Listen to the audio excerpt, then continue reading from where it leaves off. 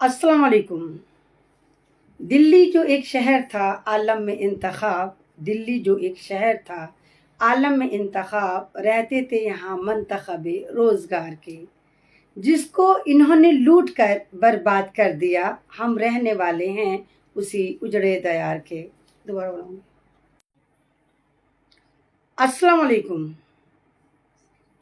दिल्ली जो एक शहर था आलम में इंतखाब, दिल्ली जो एक शहर था आलम में इंतखाब, रहते थे यहाँ मंतखबे रोज़गार के, जिसको इन्होंने लूट कर बर्बाद कर दिया। हम रहने वाले हैं उसी उजड़े दयार के। मैं मनीषरी आपसे बात करना है। जैसे आप देख रहे हैं हर तरफ चर्चे चल रहे हैं, दिल्ली वाले बड़े परेशान हैं इस वक्त। दिल्ली की टोटल आबादी 2.25 करोड़ है।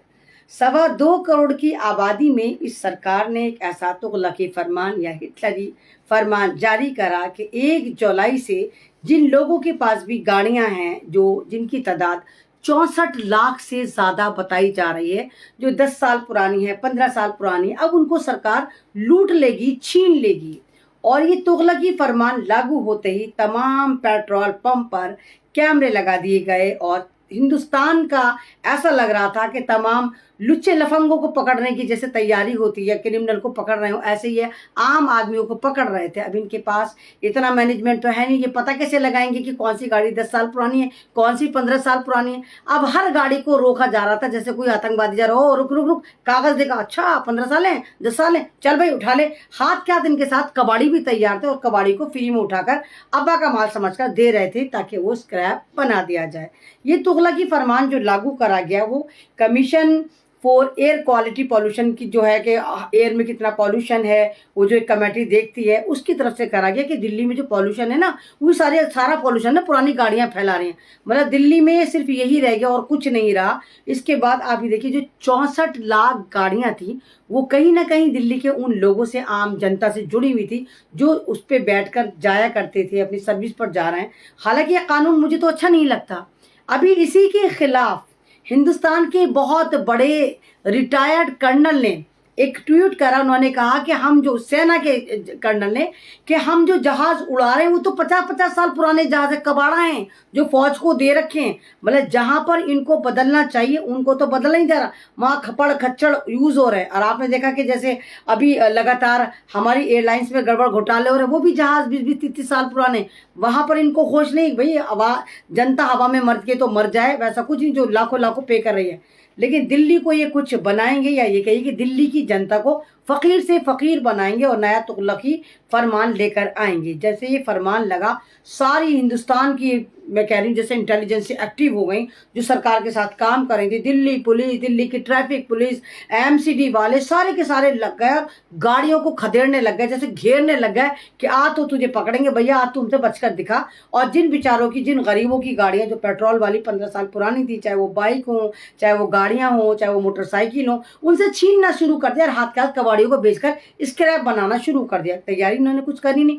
अब इनके बकौल जो है ना, सारा पॉल्यूशन जो है दिल्ली में, कमाल की बात, वो 15 साल पुरानी गाड़ी जो पेट्रोल से चल सकती है, हम उसको नोएडा में चला सकते हैं, हम उसको हरियाणा में चला सकते हैं, गुड़गांव में चला सकते हैं, राजस्थान में चला सकते हैं, गाजियाबाद में चला सकते हैं, जो हमारे एनसीआर है, हमारे बिल्कुल पड़ोस में। हवा तो हमारी कोई, हमने कोई हवा प्रिजर्व तो करके नहीं रख रखी कि दिल्ली ने टेंट लगा दिए कि हम हरियाणा से हवा नहीं ले रहे, हम गाजियाबाद से हमारी हवा नहीं आ रही, नोएडा से हवा नहीं आ रही। भाई हवा तो सब तरफ से आ रही ना, ये तो एक ही इलाका है ना। अब इन्होंने जब ये फरमान, तुगलकी फरमान लागू करा और लोगों की जेबों पर डकैती डालने की कोशिश करी, लोगों की गाड़ियां छीन ली। आपको पता है जब हम कोई स्क्रैप में गाड़ी बेचते भी हैं, अगर कोई हमारी पुरानी गाड़ी हो भी जाती है, वो भी 40-50 हज़ार की गाड़ी आराम से चली जाती है, उसका कूड़ा भी जो जाता है वो 40-50 हज़ार का जाता है। ठीक, अब इन लोगों को तो फ्री में मिल रही थी, तो इन्होंने जो गुंडागर्दी करनी शुरू करी, एक हाहाकार मच गई और दिल्ली की सल्तनत जो है वो डामाडोल होनी शुरू हुई, क्योंकि दिल्ली वालों को याद आया कि तो ठगे गए।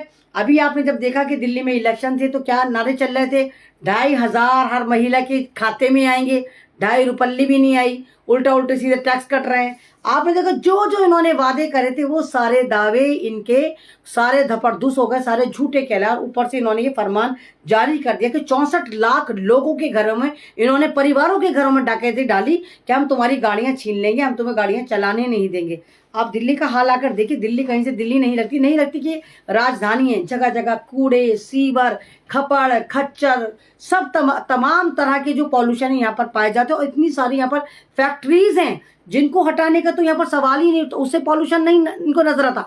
इवन मैं ओखला में रहती हूँ, ओखला में ही एक यहाँ पर इन्होंने स्क्रैप कूड़े का जो इन्होंने प्लांट बना रखा है, जिससे कूड़े से गैस बनाते हैं, उसका पूरा प्लांट यहाँ पर लगा रखा है। क्यों? क्या ओखला दिल्ली में नहीं आता?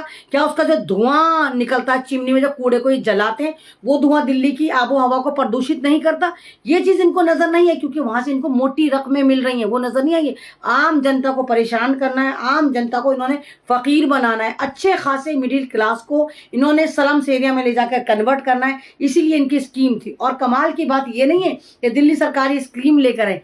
दिल्ली सरकार के जो क्या नाम है, आप ये कही एनवायरमेंट मंत्री हैं, वो कह रहे हैं कि ये बिल्कुल खराब है, इसमें भी पूरी तैयारी नहीं है। यहाँ के ट्रांसपोर्ट मिनिस्टर इस बिल की मुखालफत कर रहे हैं, कह रहे हैं ये बिल्कुल खराब है, इसमें अभी सही से तैयारी नहीं करी गई। और जब लगातार तरीके से दिल्ली सरकार हर तरीके से घिरनी शुरू हुई और उसको नजर आया, क्योंकि भाई व्हाट्सअप ज्ञानी है, व्हाट्सअप यूनिवर्सिटी से सारे फंडे लेकर आते हैं, इनकी कोई तैयारी वैयारी तो होती नहीं, कोई मैनेजमेंट तो होता नहीं है। तो इन्होंने आनन फानन इस बिल को वापस लिया कि नहीं अब हम ये वाला बिल वापस लेते हैं। इन्होंने तो दादागिरी और गुंडागर्दी के तमाम रिकॉर्ड तोड़ दिए कि जो बेचारी फैमिलियां गरीब, अब ये देखिए कि गर्मी में पेट्रोल पंप पे पेट्रोल भरवाने जा रही थी, वहां इन्होंने पूरी की पूरी ऐसा लग रहा था जैसे किसी आतंकवादी को पकड़ने के लिए इन्होंने पूरी फोर्स लगा रखी। उसकी गाड़ी छीन लेते थे, उसके परिवार को कहते जाओ तुम घर जाओ। मतलब पेट्रोल पंप पे गाड़ियां छीन नहीं है, जो पेट्रोल पंप पे इन्होंने कह दिया अगर कुछ गाड़ियां बेचारी कुछ बच भी रही हैं थोड़ी बहुत महीने से, तो उनको कहते हैं हम पेट्रोल नहीं भरने देंगे। तो ये जो इन्होंने ड्रामे करे ये वाकई बहुत काबिल बेइज्जती है, इनके लिए काबिल बेइज्जती है। अब आनंद फानन ये कह रहे नहीं अब हम ये वाला बिल ना थोड़ा पेंडिंग में रख देते हैं, अब इसको होल्ड पर रख देते हैं। आप एक बात बताइए, कोई 20 साल का लड़का है, वो बीमार है, तो क्या सारे शहर के 20 साल के लड़कों को तुम ले जाके हॉस्पिटल में एडमिट करा दोगे? अगर वो 15 साल पुरानी गाड़ियां अगर तुम्हें रूल्स लेकर आने, आप उनका मीटर चेक करो ना कि कौन गाड़ी कितने लाख किलोमीटर चली हुई है। एक गाड़ी किसी ने 10 साल पहले ली, उसने 10 बार भी नहीं चलाई, बिल्कुल नई जैसी है। तो ये किसको फायदा पहुंचाना चाहते हैं? कौन सी वो कंपनी है जिसको ये फायदा पहुंचाना चाहते हैं? और आप जैसे देखते हैं, आप जानते हैं, आप लोग मोबाइल लेते हैं, मोबाइल में स्कीम्स आती हैं कि भाई पुराना मोबाइल दो नया मोबाइल ले लो, तो कंपनियां क्या आपको पागल नजर आती है जो आपके मोबाइल को, आपके पुराने मोबाइल को जो आपने 14,000 का 15,000 का लिया उसको 8,000 का ले रही हैं? ये कंपनियां इसके पुर्जे निकालकर नए मोबाइलों में जाकर लगा देती हैं। ऐसे ही जो नई गाड़ियां बनती हैं, पुरानी गाड़ियों को बेचा जाता है, उनके पार्ट भी बेचे जाते हैं, कंपनियां भी खरीद लेती हैं। तो ये कहीं ना कहीं कंपनी के साथ तो तालमेल नहीं था। तो ये जो उल्टे सीधे तुगलकी फरमान लाए जा रहे, जरा इन पे स्टडी करा जाए, व्हाट्सएप यूनिवर्सिटी से निकलकर दूसरी यूनिवर्सिटी पे देखा जाए कि जमीन पे हकीकत क्या है। कोई गाड़ी अगर नहीं चली तो आप उसको स्क्रैप कैसे कह सकते हैं, जबकि सारे उसके पास चाहे सही हो, एयर पॉल्यूशन ना हो करती हो, उससे ज़्यादा चली भी ना हो। तो ऐसा पैमाना तय नहीं होना चाहिए कि अगर कोई गाड़ी कम चली है तो वो चलती ही रहे। भाई एक मैंने कहा ना कि अगर शहर में एक 20 साल का लड़का बीमार हो जाता है तो आप तमाम शहर के 20 साल के लड़कों को तो पकड़ के अस्पताल में एडमिट नहीं करेंगे ना। या एक बच्चे को, एक 20 साल के लड़के को कोई ऐसी भयंकर बीमारी हो सकती है जो 20 साल के लड़कों में लग सकती है, तो आप सारे 20 साल के लड़कों को तो नहीं जमा कर सकते ना अस्पताल में।